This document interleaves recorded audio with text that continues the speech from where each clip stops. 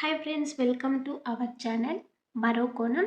సమంత గారి గురించి మనకందరికీ తెలిసిందే. నాగ చైతన్య గారితో విడాకులైన తర్వాత ఆవిడ ఒంటరిగా ఉంటున్నట్లు అందరికీ తెలిసిందే. సో ఈ మధ్య బ్రేకింగ్ న్యూస్ అయింది. ఒక విషయం ఏంటంటే, సమంత గారు ఎక్కడ చూసినా కూడా రాజు నిడుమోరి గారితో చెట్టా పట్టాలు వేసుకొని తిరుగుతున్నారు. సో వీటంతటికి ఫ్యాన్స్ అయితే చాలా సంతోషంగా ఫీల్ అవుతున్నారు.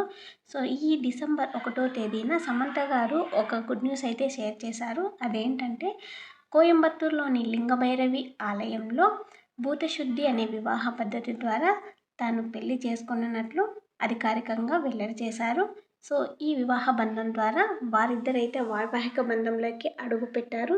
దీనికి ఫ్యాన్స్ నుండి చాలా పెద్ద ఎత్తున శుభాకాంక్షలు అయితే తెలియజేస్తున్నారు. సో మనం కూడా చాలా హ్యాపీగా ఫీల్ అవుతున్నాము. సమంత గారిని కొందరైతే విమర్శిస్తున్నారు. అది ఎందుకంటే, రాజ్ నిడుమోరి గారికి ఆల్రెడీ మ్యారేజ్ అయింది. తనకు ఒక పాప కూడా ఉంది. షామ్లీదేవితో చాలా సంతోషంగా ఉన్నారు. రాజ్ నిడుమోరి షామ్లీదేవిని ఎందుకు విడగొట్టావు, నీ వల్లనే వాళ్ళిద్దరూ డైవర్స్ తీసుకోవాల్సి వచ్చిందని చాలామంది ఫ్యాన్స్ అయితే చాలా రకాలుగా విమర్శిస్తున్నారు. సో ఈ విమర్శలు వెల్లువెత్తిన సమయంలో షామ్లీదే ఒక పోస్ట్ అయితే చేసింది. అదేంటంటే, desperate people do desperate things అని. సో దీనికైతే చాలామంది విమర్శల వెల్లువలు ఇంకా ఎక్కువయ్యాయి. దీనివల్ల సమంత గారిలో కొంచెము ఆందోళన అయితే కలిగింది.